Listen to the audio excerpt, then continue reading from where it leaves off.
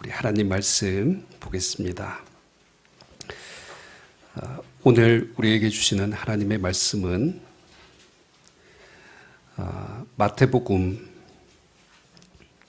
10장 34절에서 42절 말씀입니다.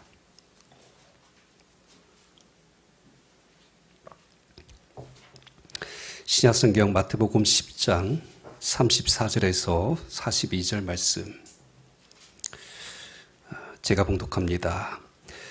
내가 세상에 화평을 주러 온 줄로 생각하지 말라. 화평이 아니요 검을 주러 왔노라.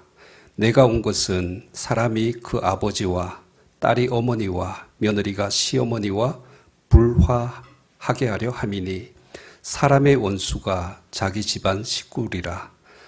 아버지나 어머니를 나보다 더 사랑하는 자는 내게 합당하지 아니하고 아들이나 딸을 나보다 더 사랑하는 자도 내게 합당하지 아니하며 또 자기 십자가를 지고 나를 따르지 않는 자도 내게 합당하지 아니하니라. 자기 목숨을 얻는 자는 잃을 것이요 나를 위하여 자기 목숨을 잃는 자는 얻으리라. 너희를 영접하는 자는 나를 영접하는 것이요 나를 영접하는 자는 나를 보내신 이를 영접하는 것이니라. 선지자의 이름으로 선지자를 영접하는 자는 선지자의 상을 받을 것이요 의인의 이름으로 의인을 영접하는 자는 의인의 상을 받을 것이요 또 누구든지 제자의 이름으로 이 작은 자 중 하나에게 냉수 한 그릇이라도 주는 자는 내가 진실로 너희에게 이르노니 그 사람이 결단코 상을 잃지 아니하리라 하시니라. 아멘. 우리에게 주시는 하나님의 말씀임을 믿습니다.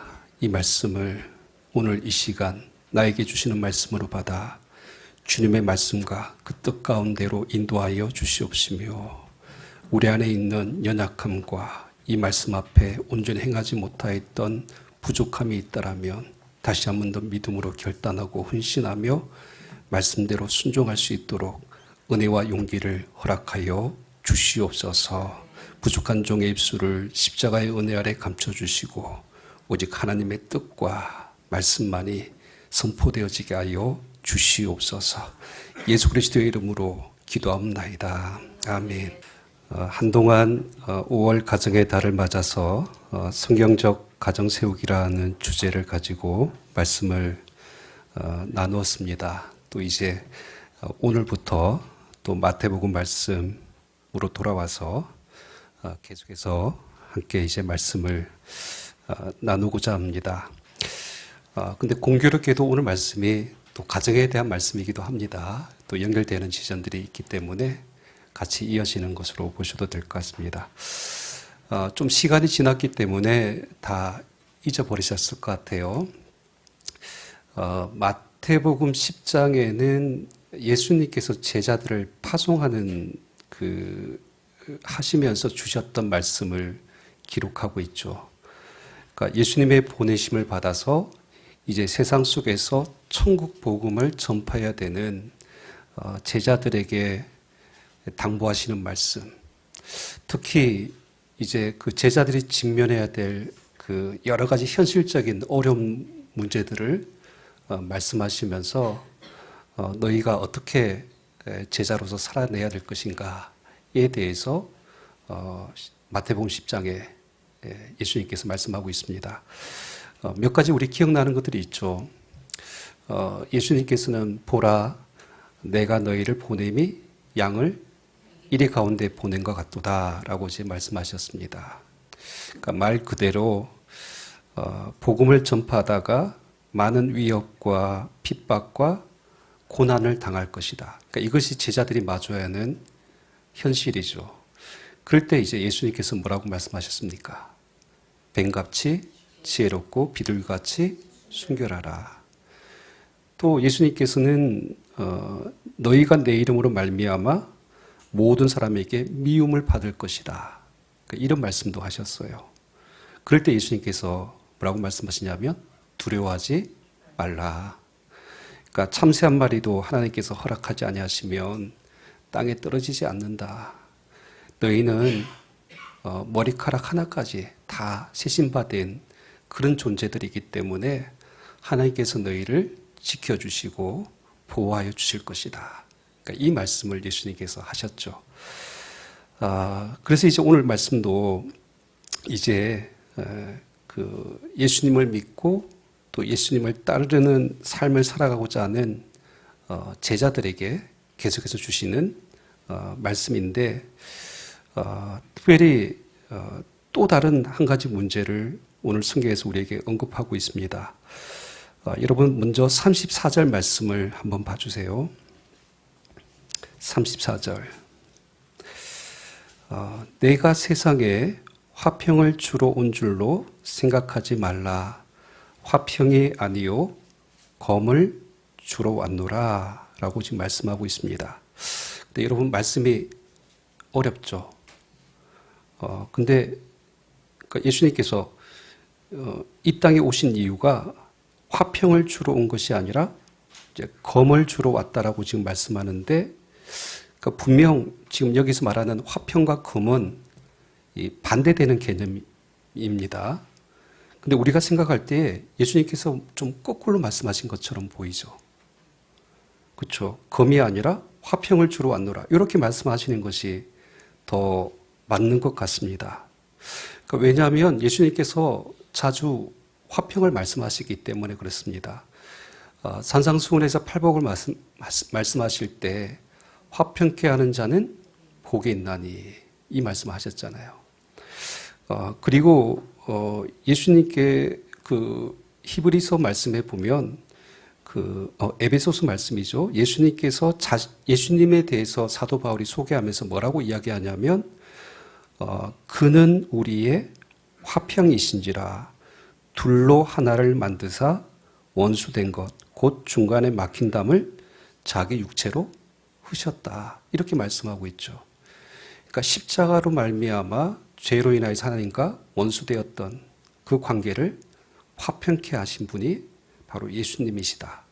그러니까 그런 의미에서 보면 지금 검이 아니라 화평이 맞아요. 근데 지금 예수님은 반대로 이야기하고 있는 것이죠. 화평이 아니라 검을 주러 왔다. 그럴 때 이제 오늘 성경에서 말하는 화평의 개념 그리고 검의 개념이 무엇이냐? 그러니까 이것을 먼저 우리가 이해할 때 이 정확한 의미를 우리가 알 수가 있습니다.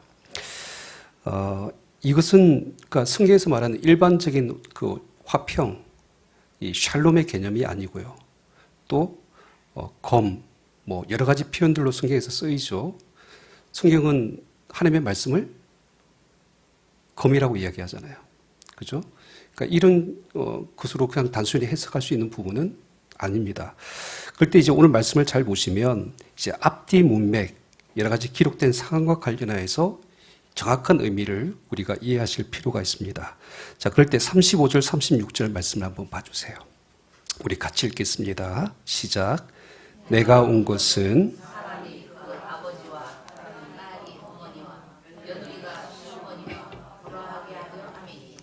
사람의 원수가 자기 집안 식구리라. 아멘. 말씀을 이해하려고 말씀을 읽었는데 더 복잡해졌습니다. 이 말씀도 사실은 상식적이지 않는 어떻게 보면 논란의 소지가 되는 말씀입니다. 여러분, 예수님께서 이 땅에 오신 이유가 아들이 아버지와 그리고 딸이 어머니와 며느리가 시어머니와 불화하게 하려고 오셨다. 어찌 보면 가장 가까워야 될 관계이죠. 이 가족과의 관계 속에서 불화를 말씀하세요.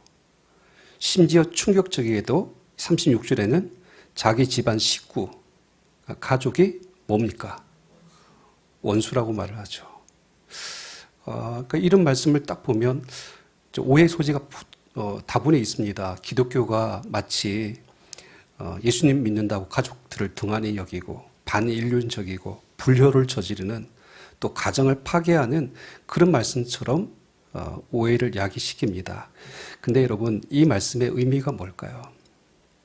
그러니까 오늘 본문의 상황 속에서 주어져 있는 이 말씀의 의미입니다. 그러니까 두 가지 상황을 여러분 전제로 해서 이 말씀을 좀 살펴볼 수 있는데요. 여러분, 그러니까 우리가 계속해서 마태복음 10장에서 줄곧 다루었던 내용이 뭐냐면 예수님을 온전히 따르고 제자로 살아가려고 할 때는 세상과 불신자들로부터 미움을 받는 그들과 갈등과 분쟁이 있습니까? 없습니까? 있다고 분명히 이야기하고 있죠. 그들은 천국 복음을 거부합니다. 반대하는 자들입니다. 그래서 어떻게 하죠? 믿는 자들을 핍박하죠.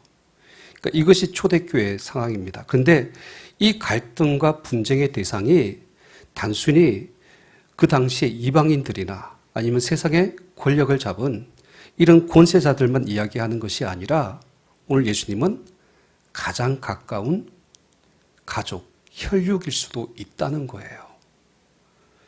안 믿는 가족이 그리고 예수님을 거부하는 내 부모와 내 자식이 복음을 반대함으로 인하여서 일어나는 가족 안에서의 불화입니다.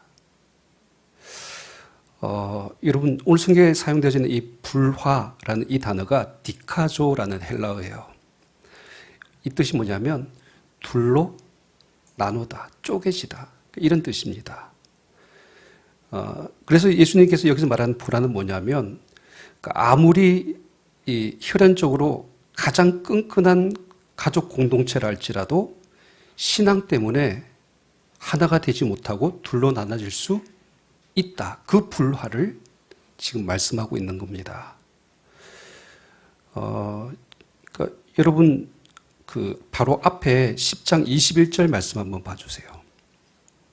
예수님 아주 극단적으로 그런 말씀을 하셨어요. 10장 21절에 보니까 장차 형제가 형제를, 아버지가 자식을 죽는 데에 내주며 자식들이 부모를 대적하여 죽게 하리라.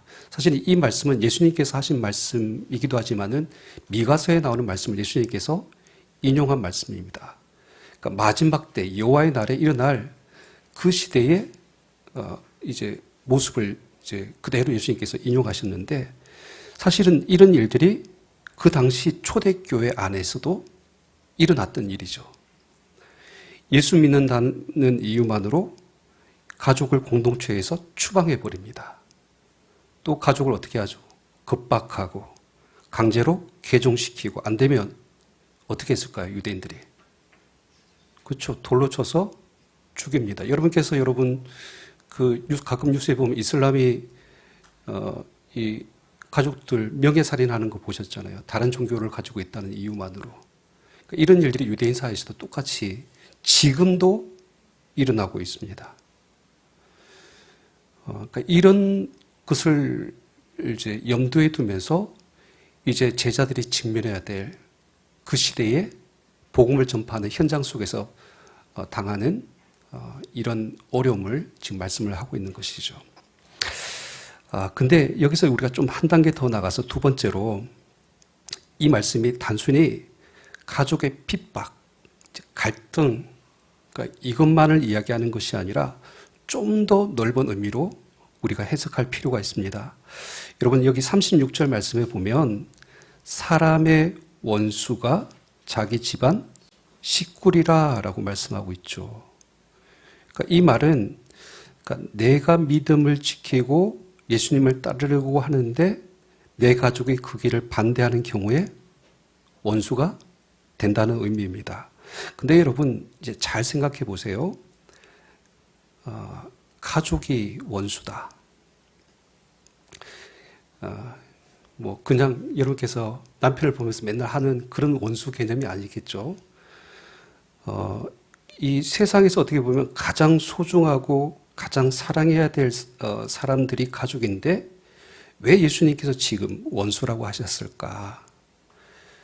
여기서 가족이 원수가 되는 이유는 뭐냐면 참 아이러니하게도 그 가족을 사랑하기 때문에 원수가 됩니다. 그러니까 그 가족에 대한 사랑을 사실 이기기가 너무 어려워요. 더 정확하게 이야기하면 예수님보다 더 사랑하기 때문에 영적으로 그들이 우리의 원수가 될 수 있다는 겁니다. 여러분, 그 일제시대 때 신사참배로 인하여서 감옥에 갇혀서 고생을 했고 순교를 당하신 주기철 목사님에 대한 이야기는 많이 들어보셨을 겁니다.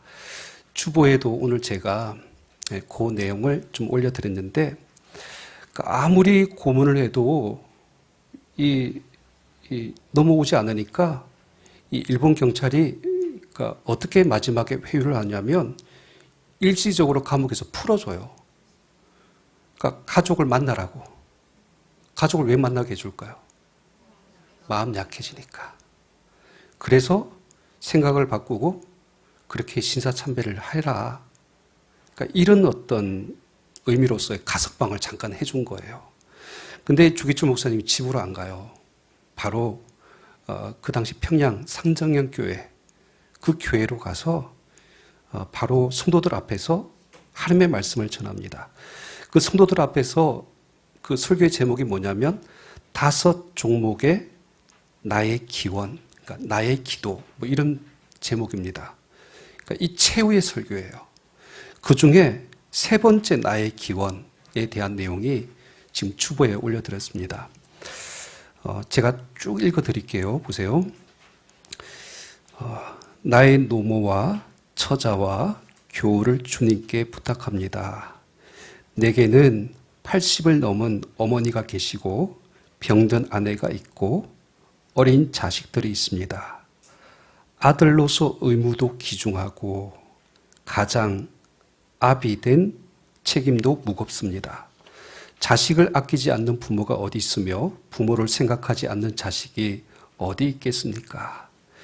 내 어머님이 나를 낳아 애지중지 키우시고 가르치신 은혜가 태산같이 높습니다. 어머님을 봉양하지 못하고 잡혀다니는 불효의 신세. 어머님의 생각이 더욱 간절합니다.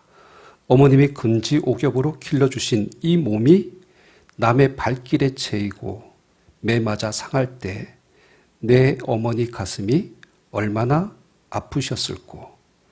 그러나 어머니를 봉양한다며 하나님의 계명을 범할 수 없습니다.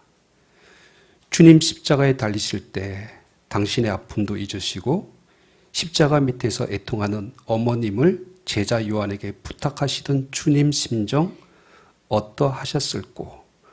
오 당신 어머님을 요한에게 부탁한 주님께 나도 내 어머니를 부탁합니다. 주님께 내 어머니를 부탁하고 나도 주님의 걷지를 따라가렵니다. 나의 병든 아내도 주님의 손에 부탁하는 것이 이 못난 사람의 도움보다 좋을 줄 압니다. 나의 어린 자식들을 자비하신 주님 품에 두는 것이 변변치 못한 아비의 손으로 기르는 것보다 복된 줄 믿습니다. 이렇게 말씀을 쭉 전하면서 마지막에 이렇게 마무리합니다. 여러분, 사람이 제 몸의 고통은 견딜 수 있으나 부모와 처자를 생각하여 철석 같은 마음이 변절되는 경우가 많습니다.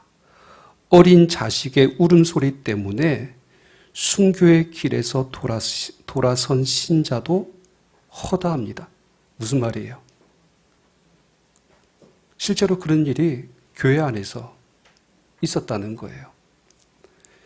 인간에 얽히고 설킨 인정의 줄 때문에 주님 따라가는 길이 방해를 받는다면 성경 말씀에 어긋나는 것입니다. 부모나 처자를 사랑하고 아껴야 하지만 예수님보다 더 사랑해서는 안 되는 것입니다. 어떤 의미로 이 말씀이 와닿는지 여러분께서 쭉 들여다보면 그러니까 그 당시 수많은 그리스도인들이 가족 때문에 마음이 변심하고 이렇게 어쩔 수 없어서 신사참배하는 경우들이 참 많았다는 거예요. 그러니까 인간에 얽힌 이 가족의 정으로 인하여서 끝내 이 핍박을 견디지 못했던 겁니다.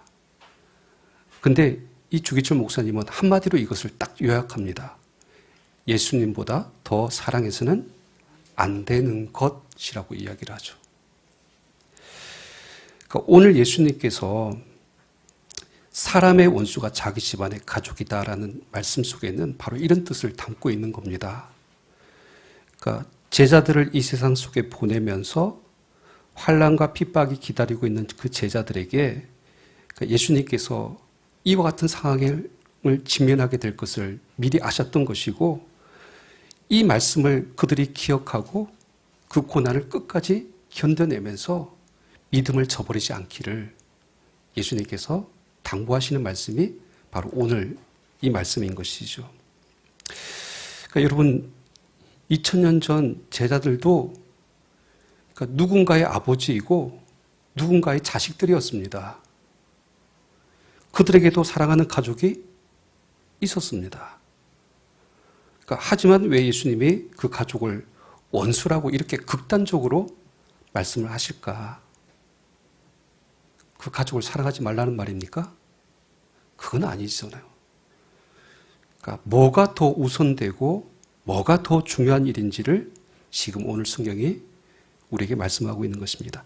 가족을 사랑하되 예수님을 사랑하기 때문에 진리에 대해서 타협하는 것, 이런 화평을 말하는 것이 아니라 검을 들고 기꺼이 복음으로 인하여서 일어나는 그 불화를 견디고 이겨내야 된다. 그러니까 이것을 지금 말씀하고 있습니다. 그래야지만 너희가 진정한 나의 제자가 될 수 있다. 지금 이 말씀을 하고 있는 것이죠. 여러분, 오늘 말씀을 좀 더 실제적으로 이해하려면 아브라함의 이야기를 우리가 다시 한번 생각해 보는 것이 참 좋습니다. 우리가 너무나 잘 알죠. 창세기 보면 하나님께서 아브라함에게 이삭을 바치라고 하죠. 아브라함이 그 하나님의 뜻을 알았을까요? 아니요, 몰랐습니다. 그러니까 도저히 납득될 수 없는 그런 명령이었죠. 그러나 아브라함은 그 말씀을 순종합니다. 자식을 이 바치는 아픔을 참아내는데 성경에는 정확하게 뭐라고 기록되어져 있냐면 제단을 쌓고 나무를 버려놓고 그의 아들 이삭을 결박하여 제단 나무 위에 놓고 손을 내밀어 칼을 잡고, 오늘 성경이 말하는 똑같은 검의 개념입니다. 칼을 잡고 그 아들을 잡으려 했다라고 성경이 말씀하고 있습니다.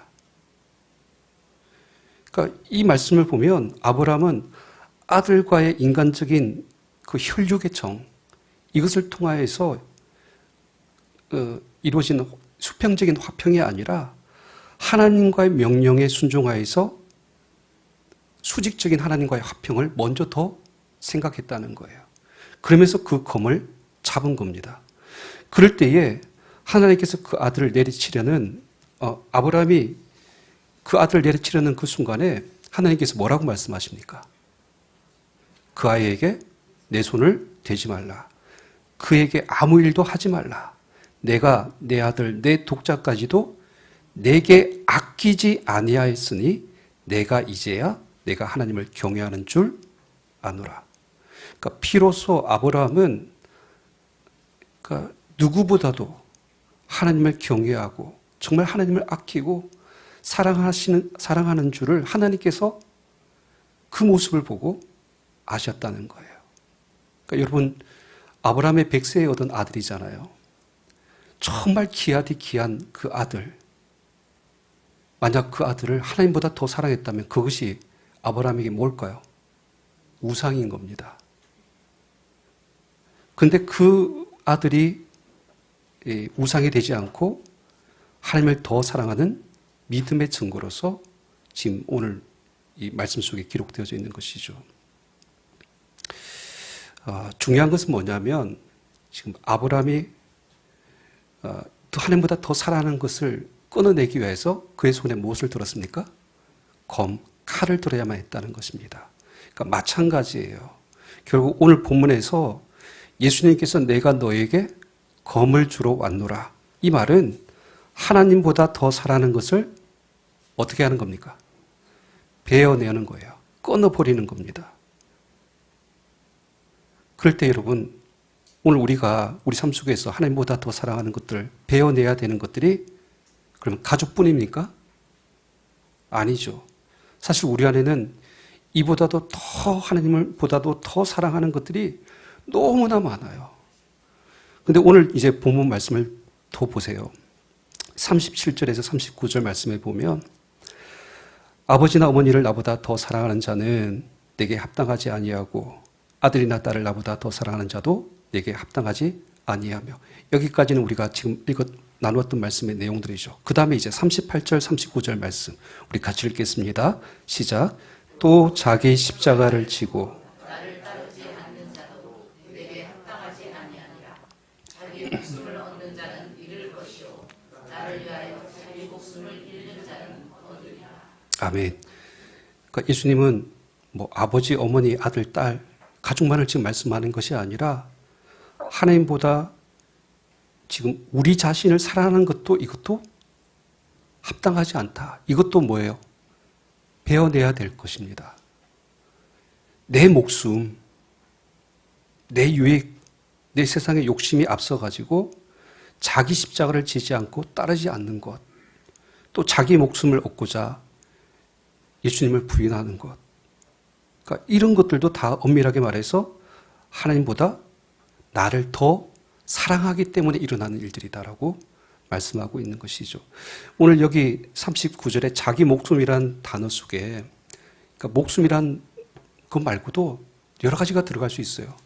자기 재물, 자기 명예, 자기 성공, 자기 욕망, 그러니까 이런 것들 때문에 우리가 하나님을 사랑하지 못하는 영적인 방해물들이 있을 수 있다는 것입니다. 그럴 때 이제 오늘 예수님께서 뭐라고 말씀하십니까? 그런 것도 다 베어내야 된다는 거예요. 무엇을 가지고? 검을 가지고. 그러니까 어쩌면 여러분 이거는 정말 힘든 일이에요. 그러니까 자식보다도 부모보다도 사실은 그러니까 우리 안에 있는 이 자아, 내면에 있는 욕망들, 그러니까 이런 것들을 끊어내는 것들은 쉽지가 않습니다. 자기에 대한 사랑, 이거 굉장히 무서운 거예요. 우리 안에는 정말 하나님보다 더 사랑한 나 자신을 향한 사랑이 있어요. 이걸 베어내지 못하면 우리가 예수님의 제자가 되지 못하는 것이죠. 우리가 이제 오늘 말씀을 좀 정리하면서 문득 저는 오늘 말씀을 이렇게 묵상하다가 뜬금없이 그 출애굽 사건 중에 10가지 재앙이 떠올랐습니다. 여러분, 우리가 잘 아는 이 출애굽에서 10가지 재앙이 애굽에서 일어났는데 마지막 재앙이 뭐죠?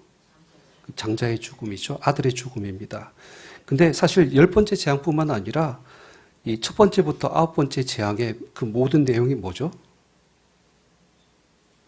사실은 그 당시에 모든 사람들이 우상으로 섬겼던 그 우상들이에요. 그러니까 하나님은 그것들을 어떻게 하십니까? 다 하나하나씩 깨뜨려 버리십니다. 그리고 정말 마지막에 누가 참된 하나님이신가, 이것을 드러내는 사건이 이 10가지 재앙의 핵심적인 내용이죠. 근데 여러분, 마지막 그 죽음이 뭐였다고요? 그 장자의 죽음이 아들의 죽음이에요. 근데 이 재앙이 어떻게 지나가게 했습니까? 그렇죠. 어린 양의 피를 문설주에 바를 때 그 죽음이 유월 넘어간 거죠. 근데 이 어린 양의 피가 무엇을 예표하죠? 그렇죠. 장차 이 땅 가운데 오실 예수 그리스도의 그 십자가의 피를 의미합니다. 하나님께서 저와 여러분들을 어떻게 사랑하셨습니까? 우리를 사랑하시기 때문에 가장 사랑하는 아들을 우리에게 내어주신 것이죠. 그러니까 그 사랑의 증거가 십자가입니다. 그러니까 이 사랑의 관계를 지금 원하시는 겁니다. 내가 너희를 사랑한 만큼 너희도 나를 사랑해 줄 수 있겠니? 오늘 이 말씀을 하고 있는 것이죠. 말씀을 정리합니다. 예수님께서 이 땅 가운데 오신 이유, 목적, 이 사건의 의미는 뭐냐면 성경은 오늘 우리에게 정확하게 말합니다. 우리에게 무엇을 주시려고? 검을 주시려고 오신 사건이다라고 말합니다. 다시 말해서 여러분, 복음 속에는 칼이 들어있어요. 복음을 받아들인 성도는 또 복음을 전하는 이 제자들은 복음과 함께 우리 안에 이 칼을 품게 되는 거예요. 그래서 필요하다면 그러니까 세상적인 화평이 안 됩니다. 왜냐하면 세상 사람들과의 어떤 신앙적인 양보나 타협이 있을 수 있습니까? 없습니까? 없어요. 화평 안 됩니다. 그때는 어떻게 해야 되죠? 그 검을 가지고 때로는 갈등하고 분쟁하고 싸우는 겁니다. 복음을 대적하는, 거부하는 어둠의 권세와 우리는 그 검을 가지고 싸워야 되는 것이죠. 더 나아가서 이제 우리 내면 안에 있는, 그러니까 하나님보다 더 사랑하는 그 모든 것들은 다 어떻게 해야 돼요? 베어내는 싸움.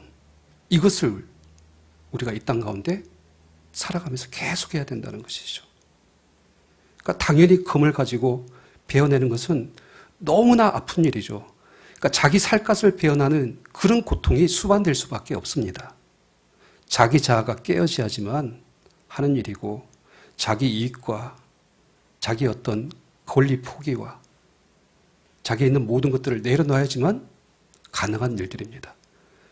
그래야 우리가 예수님을 따르는 진정한 제자가 될 수 있는 것입니다. 사랑하는 성도 여러분, 오늘 말씀을 우리가 이번 한 주 동안 묵상하면서 여러분 안에 있는 이 검을 가지고 내가 무엇을 베어내야 될 것인가? 내 안에 하나님보다 더 사랑하는 것이 있는가? 깊이 묵상하면서 이 말씀 앞에 순종할 수 있는 그런 은혜가 있기를 주님 이름으로 축원합니다. 기도합니다.